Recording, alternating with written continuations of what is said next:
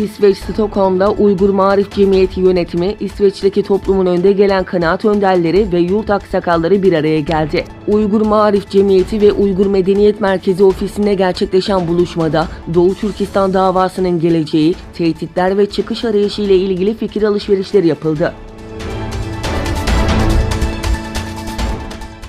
Doğu Türkistan'ın Kaşgar bölgesi Yarkent şehrindeki Komünist Parti sekreterinin ceza kampındaki 7.000 tutsak Uygur'u bıraktığı gerekçesiyle tutuklandığı bildirildi. Türkistan Press'in haberine göre Yarkent şehrindeki Komünist Parti sekreteri Van Yonçink'in merkezi hükümetin talimatı ile bölgeye 20.000 kişi kapasiteli ceza kampı inşa ettirdiği ve içine masum insanları keyfi tutuklamalarla doldurduğu, fakat daha sonra şehir ekonomisine gerileme ve iktisadi menfaatler gereği ceza kampına kapattığı 7.000 kişiyi serbest bırakması sonucu tüm görevlerinden azledilerek siyasi haklarına son verilip tutuklandığı ortaya çıktı.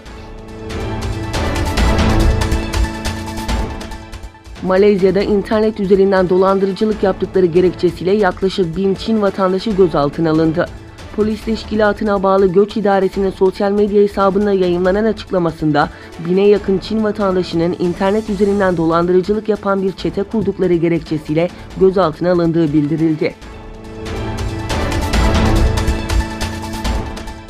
ABD Senatosu, Çin'in özel idari bölgesi Hong Kong'taki protestoculara karşı uyguladığı sert müdahaleden dolayı Çin yönetimini sorumlu tutan bir tasarı geçirdi. Cumhuriyetçi Senatör Marco Rubio tarafından sunulan Hong Kong İnsan Hakları ve Demokrasi Yasası başlıklı tasarı, Cumhuriyetçi ve Demokrat Parti tarafından tam destekle onaylandı. Hong Kong'un özellik statüsüne destek vermek amacıyla sunulan tasarıda Hong Kong ve ABD arasında özel ticaret ilişkisi kurulması ve devam eden demokrasi yanlısı protesto gösterilerine şiddet karıştıran Çinli yetkililere yaptırım uygulanması öngörülüyor. Avrupa İnsan Hakları Mahkemesi, Macaristan'a iltica başvurusunda bulunan 2 düzensiz göçmeni Sırbistan'a geri yolladığı için 28.000 avro tazminat ödemeye mahkum etti.